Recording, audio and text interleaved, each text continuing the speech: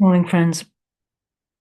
I had an amazing experience this morning in meeting for worship, where about 10 minutes in, I became suddenly quite emotional and filled with feeling, shall we say, and not necessarily tears of sadness, but connection somehow. And I remembered something that had happened just a few days ago, where, as you will know, as well as running the group on Tuesdays, quiet group, I also go round the wings and speak to men individually, those especially on a kind of a suicide or self-harming list.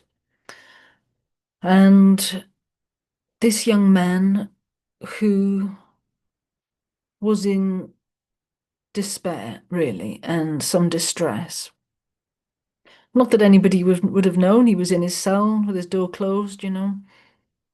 And sometimes I happen to visit people, introduce myself, see if they would like to speak to the chaplain. And I catch them just at this moment. And this is what happened on Thursday. So this morning in meeting, I was struck by this emotion. I'm filled with this emotion and I was tearful. And it was a feeling of prayerful connectedness, is all I can say, with this young man. Because when I'd spoken to him, he was obviously struggling with simply being in prison. I think maybe he'd been in for a couple of weeks. And I often say, perhaps you're struggling, and that's why I've come round. And once you say that, it gives people a way in, perhaps, to say, yes, I am struggling. So there's this real sense of need. And things tend to come out then, about everything that's gone on.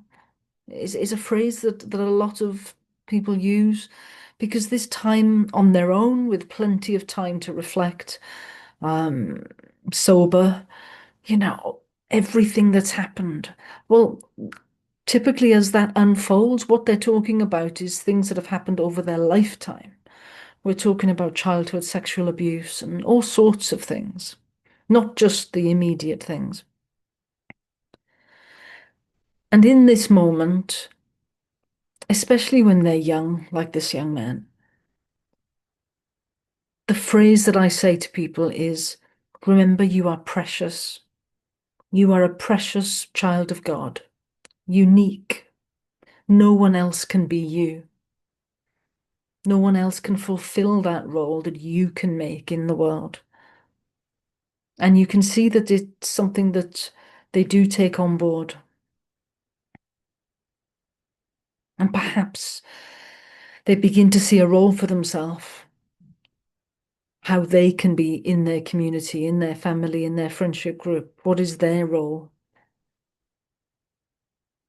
And sometimes when they express a wish to die, I can say things like, God has plans for you because nobody else can do what you need to do.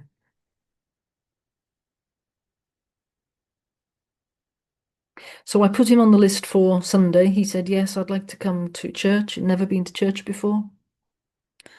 And yes, he'd like to come to the quiet group. So I put him on the list. And this morning, maybe this telepathic connection I felt was perhaps the moment of him arriving in the prison chapel. So I hope he did. I hope he found the courage to leave that cell and to walk across and be in the prison chapel and take that risk of being in God's presence and feeling that sense of belonging. And perhaps this morning he remembered me inviting him. Perhaps he felt, maybe for the first time, that maybe it's true. Maybe he is precious.